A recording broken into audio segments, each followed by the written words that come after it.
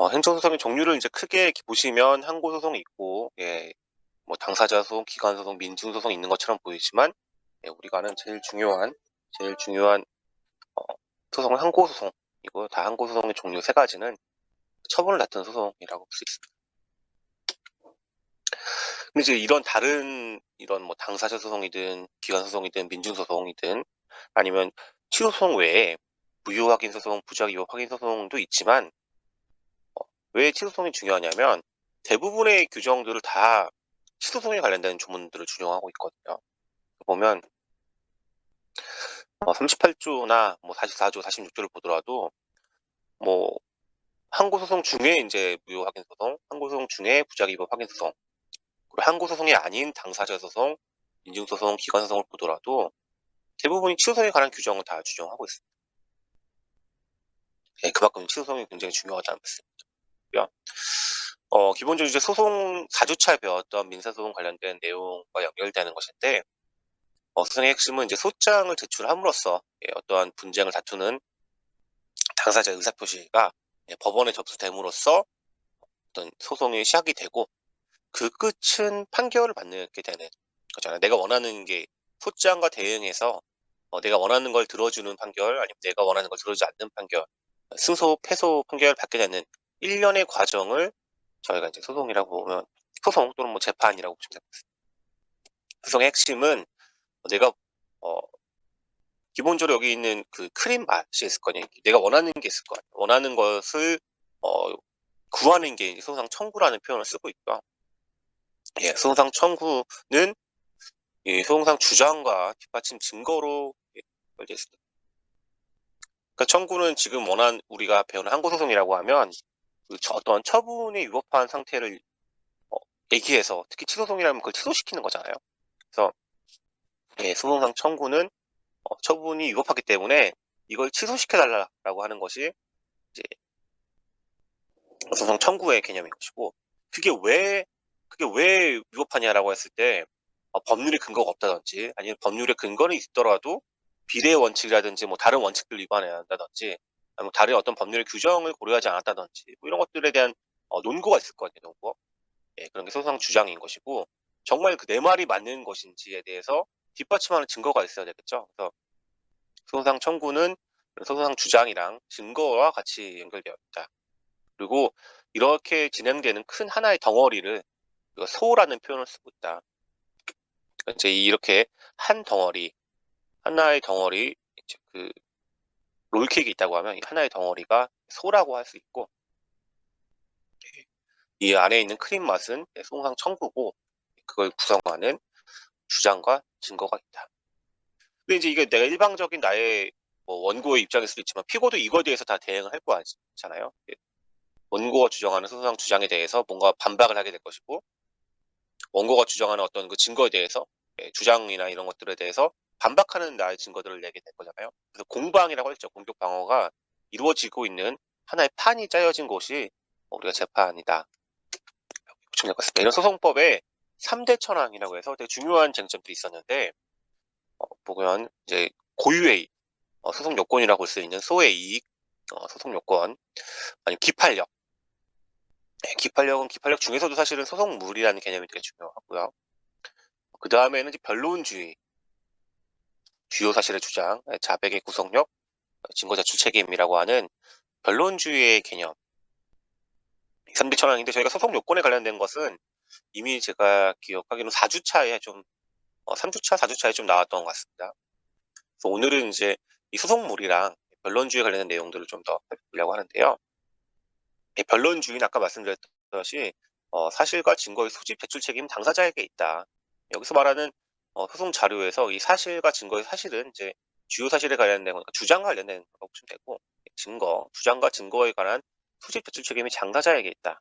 그래서 당사자가 만약에 그런 능력이 부족해서 그걸 다 하지 못한다고 하면 패소 판결을 받게 되는 것이죠. 그 재판하는 재판기관은 적극적으로 참여하기보다는 일단 당사자가 공격 방어를 최대한 하고 난 다음에 좀 도와주는 역할로서의 판단을 도와줄 수 있을지 몰라도, 직접 개입해서 원님 재판처럼 너가 이렇게 잘못을 했구나, 아니면 너는 이렇게 해야 되겠구나라고 적극적으로 지휘한다, 하는 것이 아니라는 거죠. 그러니까 저희가 스포츠에서 보면 심판은 그냥 그 심판을 봐주면 되는 거지 심판이 직접 선수로 뛰는 건 아니잖아요. 그런 측면인데 이런 변론주의 원칙이 행정소송에서도 동일하게 적용된다. 물론 26조 같이 마치 법원은 필요하다고 인정할 때에는 직권으로 증거 조사를 할 수 있고 당사자가 주장하지 아니한 사실에 대하여도 판단할 수 있다. 직권 증거 조사는 그렇다 치더라도 주장하지 아니한 사실에 대해서 판단할 수 있다라고 하는 게 이거 변론주의 예외가 아니냐라고 볼 수도 있겠지만 판례는 이미 편출된 내용들을 기준으로 해서 편출된 플러스 알파로 직권으로 왜냐면 할 수 있다잖아요. 할 수 있다. 판단할 수 있다는 거니까 편출되어 있는데 정리가 안 된 내용들에 대해서 판단할 수 있다라는 거 의미이고 예, 필요할 때 증권으로 한다는 거니까 약간 보완하는 의미인 것이죠. 그래서 판례의 워딩은 변론주의가 원칙이고 행정소송법 제26조는 약간 보충하는 의미가 있다라고 해서 행정소송에서도 변론주의가 동일하게 적용되고 있다고 하고 있습니다. 소송의 핵심은 소송의 주장과 뒷받침 증거라고 말씀드렸는데 이렇게 공방이 된다는 거죠. 빨간색이 원고, 파란색이 피고라고 본다고 하면 저희가 이런 처분 취소 소송의 경우에는 원고가 국민이고 피고가 행정청일 거잖아요. 그러면 주요사실 주장했죠. 이거 법률에 근거가 없다. 아니면 이제 뭐 비례 원칙 위반이라든지 아니면 재량권 이탈 남용이 있었다라고 하면 인정하는 경우 많지 않겠죠. 행정청이 좀 일반 민사소송에서야 인정하는 경우도 있을 수 있겠지만 이런 일반적 행정소송에서는 피고 행정청이 당연히 부인하겠죠. 왜냐하면 자신이 했던 그 처분 자체를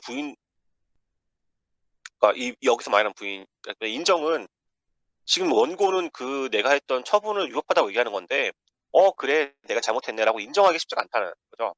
그래서 대부분은 인정이라기보다 부인해서 아니다 내가 한 처분은 적법해 법률의 근거도 있고 재량권 일탈 남용도 없었어라고 이제 다투게 되면 아닌데라고 하면서 저 원고가 증거를 제출하게 되죠.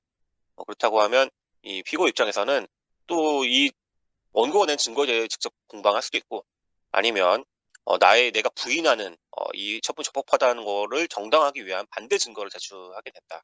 이제 이게 일반적으로 행정조사에 관한 내용을 저희가 지난주에 봤던 내용을 돌이켜 보면 이때의 증거들은 언제 수집하냐면 처분도 있기 전 단계에서 행정조사 단계에서 이미 이 반대 증거를 수집하고 있기 때문에 행정소송의 실무에서 이 원고가 뭔가 새로운 증거를 제출한다든지 아니면 이렇게 하기가 쉽지가 또 않은 측면이 있습니다. 이미 처분청, 행정청은 나보다 훨씬 많은 증거들을 가지고 있더라. 그래서 이제 명백하게 이런 사실에 대한 증거가 아니라 명백하게 법리적인 걸 다투지 않은 이상 사실관계만으로 다퉈서 이기기가 쉽지 않은 경우들이 많다. 제가 강의하다가 중간중간에 좀 약간 잡음이 들어갈 수도 있는데 지금 저희 그 사무실 밑에에서 일요일에 공사를 하고 철거 공사하고 있기 때문에 아마 그 잡음이 좀 들어갈 수도 있는데 좀 양해를 미리 부탁드리고요. 아무튼 간에 이제 소송의 진행은 이런 변론기일은 우리가 뭐 재판이 열린다. 재판 열리는 날짜에 가서 이런 사실 다툼이나 법리 주장을 하는 경우 이렇게 다툼이 있게 되면 충분히 공방이 이루어진 다음에 이때 뭐 증거 제출도 하고 다 한 다음에 최종적으로는 자 이제 더 이상 할 게 없으시죠라고 하면 변론이 재판을 자 이제 마치겠습니다라고 하는 날짜가 나오는데 저희가 변론을 종결한다는 표현을 쓰거든요. 종결하게 되면 그 이후에 판결 선고기를 따로 잡아서 보통 우리가 뭐 재판 끝나는 날 판결을 하는 것이 아니라 재판을 끝내고 난 다음에 따로 판결 선고기를 잡아서 승소든 원고가 원하는 처분 위법하다는 그 승소 판결 받든 아니면 패스 판결을 받든 판결을 선고하게 되는 것이 일련의 절차라고 보시면 되겠습니다. 그 다음은 이제 처분 사유 추가 변경이라는 개념이 있는데요. 이거는 이제 처분 사유 추가 변경은 누가 하느냐? 처분 자체가 피고 처분청, 행정청이 하는 거잖아요. 피고 행정청이 처분 사유를 재판 진행 중에 추가하거나 변경한다고 하면 과연 이거 누구한테 유리할까라는 걸 생각을 해보셔야 됩니다. 처분 사유 추가 변경은 제가 파란색으로 표시해놨잖아요. 지금 이거는 이제 행정청, 피고가 하는 것이다. 그러면 원고 입장에서는 그 전에 변경되기 전에 추가되기 전에 있는 내용 가지고 열심히 다투고 있었는데 이제 와서 이걸 바꿔버리면 내가 내 공격 방법을 바꿔야 되는 거잖아요. 다른 그 포인트와 다른 것들을 해야 되기 때문에 이게 처분사유 추가 변경이 쉽게 인정되면 원고, 국민에게는 굉장히 불리해질 수가 있다. 그래서 불리할 수밖에 없기 때문에 원래 안 돼야 되는 건데 그래도 원고인 국민에게 크게 방어가 아니죠. 공격 방어 뭐 여기는 이제 형사소송에서의 검사 공소장 변경과 비슷하다고 이제 말씀드렸는데 형사소송에서는 이제 피고인은 방어권 보장이겠지만 행정소송이라고 하면 특히 항고소송이라고 하면 피고행정청이 처분서를 추가 변경하는 거는 원고인 국민에게 공격권에 대해 이제 공격하는 방법에서 뭔가 좀 큰 위해가 되는 거잖아요. 그 원고인 국민의 공격권을 보장하기 위해서 일반적으로 인정될 수는 없지만 판례는 기본적 사실관계가 동일한 판도 내에서는 허용된다. 이 기본적 사실관계 동일성이라는 개념 자체가 형사소송에서 나오는 개념이기 때문에 뭐 갑자기 기본적 사실관계 동일성이 어디까지냐라고 물어보신다면 이거는 그냥 판례가 이렇게 얘기하고 있더라. 형사소송에서 널리 쓰이고 있는 이제 방법론이기 때문에 차용되어 와서 사용되고 있는 것이죠. 그래서 중요한 뭐 허용 요건도 있긴 하겠지만 기본적 사실 동의한다는 여부에 따라서 기본적 사실 동일하다고 하면 원고인 국민의 공격권 보장에 크게 위해가 되지 않으니까 허용되는 것이고 기본적 사실이 달라진다? 네, 달라지게 돼버리면 새로운 걸 이제 와서는 국민 입장에서는 재판 한창 하고 있었는데 새로운 걸 다퉈야 되는 것이니까 불리하겠죠. 네, 그런 경우는 다툴 수가 없게 된다. 라고 해서 이제 동일한 경우랑 상이한 경우, 달라지는 경우를 해봤는데 달라지는 경우라고 하면 원고 국민 입장에서 너무 황당하다. 황당하기 때문에 이건 허용되지 않는다라고 보는 거고요. 동일한 경우라고 하면 이 정도면 충분히 원고 입장에서도 지금까지 다퉈오신 거 충분히 아는데 조금만 더 열심히 하셔가지고 다툴 수 있다라고 봐서 가능하다고 보는 경우들이 있다. 그래서 여기 뭐 나와 있는 것들은 다 판례들에서 중요하다기보다 몇 가지 이제 대표적인 것들 뽑아왔고요. 한번 읽어보신 다음에 하시면 될 것 같습니다. 약간 이거와 비슷한 내용들, 뭔가 좀 기본적 사실관계를 따진다라는 개념에서 봤을 때는 사실은 취소 판결의 기속력과 관련된 저희가 좀 이따 살펴볼 여기서도 뭔가 기본적 사실관계 동일성을 가지고 기속력에 미치는 범위를 좀 정하고 있는 측면이 좀 있고요. 그 다음에 그리고 이게 지금 현재의 처분사의 추경 변경은 이미 내가 소송을 제기했는데 원고가 제기한 이후의 사정에 이후에 피고가 바꾸는 거잖아요. 소송 제기 전에 뭔가 피고가 바꾼다. 피고도 아니죠. 소송 제기 전에 행정청이 뭔가를 바꾼다라는 측면에서는 하자의 치유와도 약간 유사한 속성이 있습니다. 따지고 보면 비교를 해보시면 하자의 치유는 소송 제기 전까지 행정청이 하자에 특히 부실상 하자든지 이런 하자가 있는 행정처분의 유효 상태를 좀 약간 보완해서 만들 수 있다는 개념인 것이고요. 소송을 제기한다고 난 이후에는 피고가 기본적 사실관계가 동일한 경우에 한해서 처분 사유 추가. 왜냐면 내가 패소 위험성이 있으니까 피고가 패소, 그러니까 원고가 승소하는 것들을 경우에를 막기 위해서 피고 행정청이 좀 더 약간 보완하는 의미에서 이런 거 할 수 있는지 여부라고 본다고 하면 이미 그러고 한 다음에 판결이 종료되고 나서 판결이 내려지고 나서 원고 승소, 그러니까 피고의 처분이 위법하다는 판결이 나왔을 때 기속력이 미칠 거 아니에요. 기속력에 있어서 그 행정청이 다시 또 다른 행동을 액션을 취할 수 있는 그 판결의 취지와 다른 어떤 걸 할 수 있는지 여부에 대한 건 기속력이거든요. 그렇다고 보면 하자의 치유, 기속력, 그리고 처분사의 추가 변경은 뭔가 소송을 전후해서 소송이 진행되는 경과 과정을 비추어서 이 내용들을 좀 이해할 필요가 있다라는 측면이 있습니다. 판결의 종류인데요. 저희가 각하 판결은 한번 얘기를 했었고 본안 판단이 우리가 아는 것이잖아요. 뭐 승소하느니 패소하느니 인용이 되면 취소가 되는 것이죠. 원고가 원하는 것이 자체가 취소 소송에서는 취소를 받는 것이 이제 내가 원하는 거잖아요. 그대로 받아들여지면 원고가 승소하게 되는 것이 인용 판결이고 아니다. 야 처분 적합한 것 같은데 처분이 위법하다는 너의 주장은 뭐 타당하지 않다라고 판단하게 되면 원고 패소 또는 기각 판결을 하게 되겠죠.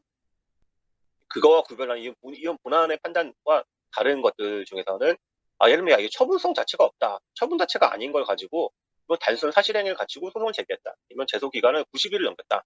뭐 이런 경우들이라고 하면 애초에 판단을 안 한다. 사법 서비스를 유지할 실익이 없기 때문에 각하 판결을 하는 경우. 각하, 인용, 기각 이 세 가지가 크게 종류가 있는데 행정소송, 특히 항고소송에서는 사정 판결이라는 제도가 있습니다. 이건 뭐냐면 이거는 또 마찬가지로 뜨거운 아이스 아메리카노 뭐 이런 식의 내용이라고 볼 수 있잖아요. 그래서 이유는 인용이나 주문은 기각인 판결. 그러니까 이제 보면 아, 원고 말이 맞는 것 같은데 이대로 하게 되면 뭔가 공공복리에 현저히 반하게 된다. 그래서 내가 취소 판결만큼은 그냥 해서 좀 대신 혹시 다른 손해배상으로 받아가면 안 되겠니? 대신 그 손해배상 받아가기 편하게 내가 도와줄 테니까 일단은 패소를 하고 대신 사실상 너가 이긴 거야 라고 하는 그런 사정 판결이 가능하다. 판결 관련돼서는 행정소송법 제28조에 적혀 있는데요. 공공복리 적발하지 아니한 인정한 때에는 원고의 청구를 기각할 수 있다. 그런데 하지만 이렇게 하면 원고 청구 이유가 있음에도 지금 기각당하게 되는 거니까 불합리하잖아요. 그럴 경우에는 이런 손해배상을 받을 수 있도록 도와줘야 된다라는 것이 사정 판결이라는 제도입니다. 이 사정 판결은 처분 취소 소송에서만 인정되고 무효 확인 소송에서는 인정되지 않는다. 왜냐하면 이미 무효 확인 받은 것 자체가 중대 명백한 하자가 있는 것인데 그거는 법질서의 치원에서 허용될 수 없다는 거잖아요. 왜냐하면 제소기간 제한도 안 받고 누구나 무효를 확인할 수 있는 경우에 있는데 심지어 그런 경우에서까지 뭔가 공공복리를 요구한다라고 하면 안 되기 때문에 사정 판결 제도가 무효 확인 소송에서 인정되고 있지 않다. 그러니까 처분 취소 소송에서만 인정되고 있다는 말씀을 드리면서 그 다음에 이제 판결의 효력이 있거든요. 판결의 효력은 저희가 일반적으로 민사소송에서는 기판력이 가장 중요한 쟁점이죠. 판결이 확정된 걸 전제로 해서 판결이 확정되기만 하면 어쨌든 승소든 패소든 간에 당사자 간에 그 결과가 미친다는 거. 승소든 패소든 당사자가 이 내용에 대해서는 더 이상 동일한 내용으로 다툴 수가 없다. 끝났다 이제는 30분까지 가서 끝나든지 아니면 1심에서 판결 1, 2심만 나왔지만 상소를 제기하지 않아서 상대적인 도과함으로써 확정했다. 아무튼 간에 판결이 확정되면 더 이상 다툴 수가 없다는 것이 우리가 일반적인 기판력의 내용인데요. 행정소송, 특히 항고소송에서는 이런 기속력이라는 개념이 새로 등장하게 됩니다. 기판력과 뭔가 비슷한 것 같은데 조금 다를 수도 있는 내용이거든요. 이거는 아까 기판력은 승패소 불문하고 확정되기만 하면 된다는 것인데 이거는 제가 인용 판결의 기속 효력 또는 취소 판결의 효력에 나와 있는 이 기속력은 원고의 청구를 인용, 원고의 승소 판결, 원고 승소라는 얘기 자체가 피고가 한 처분이 위법하다는 걸 확인해서 취소시켰다는 거잖아요. 그 판결이 확정되는 이상 당사자는 물론이고 제3자에게도 발생한다. 그러니까 이제 그렇다고 하면 기판력과 기상력이 갈라지는 지점인 거죠. 제3자에게도 발생하고 그 요건은 승소 판결인 경우에 취소시키는 판결, 처분을 취소시키는 판결인 경우에만 이런 것들이 발생되고 있다. 그리고 인용 판결의 효력에 관련돼서는 이게 왜냐면 저희가 그 원고 적격 관련돼서 제3자도 관련 있는 법률상에 있는 제3자도 소송을 제기할 수 있잖아요. 그렇기 때문에 그런 대세효가 있다. 이건 뭐 그 처분이라는 속성상 제3자에게 미치는 경우가 있을 수 있기 때문에 그런 것들 저희가 뭐 형성력이라는 표현을 쓰기도 하고 있습니다. 행정소송법 제30조가 기속력 관련된 조문의 대표적인 것이고요. 처분에 대한 내용이다. 또 기판력과 사실 기속력과 조금 더 하나의 차이가 있다고 하면 기판력은 승패소를 불문하고 당사자가 미치기 때문에 사실은 그 범위를 넓게 인정해주면 그 불합리해지는 경우가 생길 수가 있고 그래서 이제 주문에 한해서만 원고의 청구를 인용한다, 기각한다라는 그 점에 한해서만 기판력이 발생하는 것인데 기속력은 그 승소를 구성하는 인용을 구성하는 구체적인 사유가 있을 거란 말이에요. 그래서 이게 뭐 재량권이탈 남용으로 인해서 처분이 위법하게 된 것이다라고 하면 그 재량권이탈 남용이라고 봤다는 그 사정, 구체적인 개개의 사유에 발생하게 되는 것이다. 그래서 기판력과 기속력은 다른 측면을 가지고 있다. 이렇게 보시면 될 것 같습니다. 아무튼 이제 기판력 이게 되게 중요한 내용으로 말씀드렸잖아요. 기판력은 또 사실은 여기서는 제가 소송물이 마치 기판력인 것처럼 적어놨지만 소송을 따지는 것들을 적어놨지만 기판력만 놓고 보면 기판력은 객관적인 범위, 그러니까 소송물이 동일한 후소에 미친다는 것이고 당사자가 동일한 경우, 변론 종결시까지 발생된 경우들 이걸 가지고 따지는 것이 이제 기판력 3대 요소거든요. 물론 이게 굉장히 어려운 개념이기 때문에 민사소송법을 배울 때 이 기판력만 제대로 이해해도 민사소송법 공부의 절반은 가져가는 것인데 그만큼 되게 어려운 내용. 그래서 이거를 지금 이렇게 짧게 얘기해서 이해가 될 만한 성질은 아니지만 아무튼 저희는 소송물의 측면에서 보면 소송물은 결국 아까 아까는 아니죠. 예전에 4주차 때 말씀드렸던 것 같은데 그 도지마 롤케이크의 맛을 결정하는 것이거든요. 그래서 만약에 이렇게 한 덩어리 전소가 있고 후소, 제가 이렇게 큰 덩어리는 한 소 단위라고 했잖아요. 소가 있는데 이거와 이 도지마 롤케이크가 후소인 이 도지마 롤케이크 같은 맛이냐라고 하면 기판력이 미칠 것이고 다른 맛이라고 하면 안 미칠 것 같잖아요. 라고 하면 안에 구성하는 것이 과연 크림 맛과 우유 맛이 같을 것이냐 다를 것이냐라는 걸 따져보는 것이 이런 기판력에서의 굉장히 이미 끝나는 사건이기 때문에 같은 걸 똑같이 제기하면 이름만 쏙 바뀌어서 이렇게 하면 안 되잖아요. 그렇기 때문에 이런 걸 비교하는 것이 위사성법에서 굉장히 중요한 법리라고 할 수 있을 것 같습니다. 이런 기판력이 되면 후소에서 특히 당사자에게도 미치지만 이렇게 모순되는 또한 반복되는 똑같은 이 소송을 또 하지 말아라 라고 하는 것이 가장 중요한 거거든요. 그래서 보면 기판력 효과는 후소에 미치는 것이 어떻게 후소에 이미 확정된 요 전서와 여기서 뭐 승소든 패소든 결과가 나왔을 텐데 요거와 모순되거나 요거와 반복되는 것들을 하지 말아라 라고 하는 것이 기판력이 가장 중요한 측면일 수 있을 것 같습니다. 이거를 가지고 와서 이 개념을 가져와서 저희 행정소송 또 항고소송에 관련된 문점들과 비교해 보면 대표적으로 처분 위법성 일반을 다투는 항고소송과 그 국가배상 청구권 왜냐하면 어떤 공무원의 고의 과실에 인한 위법한 법령을 위반한 어떤 행동에 대해서 국가배상 청구를 한다고 했을 때 과연 이 전소와 후소가 어떻게 같다고 봐야 될 것인지 이에 대한 문제가 좀 있다. 보면 소송물이 다르다. 소송물은 처분 위법성 일반이고 이건 국가배상 청구권이기 때문에 국가배상 청구권을 구성하는 요소 중에는 위법성이 있긴 하죠. 있긴 하지만 그거는 이제 주장 단위에서 사실 이걸 구성하는 주요 사실로서 이제 있을 뿐이고 이게 드러나 있지 않단 말이에요. 이건 자체는 대놓고 처분 위법성 일반이지만 국가배상 청구권 자체를 또 구성하는 것이기 때문에 한 단계가 내려간 거 다르기 때문에 구성물은 일단 다르다. 그리고 이제 약간 선결관계라는 게 좀 약간 표현이 어렵긴 어려운데 그러니까 아까 보면 제가 크림 맛과 우유 맛 겉으로 봤을 때는 이름이 다르잖아. 근데 이제 사실상 우리가 크림 맛을 보통 우유 맛으로 이해하고 있잖아요. 뭐 크림에도 우유가 들어갈 테고 우유 맛에도 크림이 들어갈 거기 때문에 뭔가 이 크림과 우유가 결부되어 있다라고 생각이 든다고 하면 저희가 그걸 드러나는 맛은 그 표현은 다르지만 뭔가 비슷하다라고 해서 선결관계라고 볼 때가 있습니다. 그래서 선결관계로 봐가지고 선결관계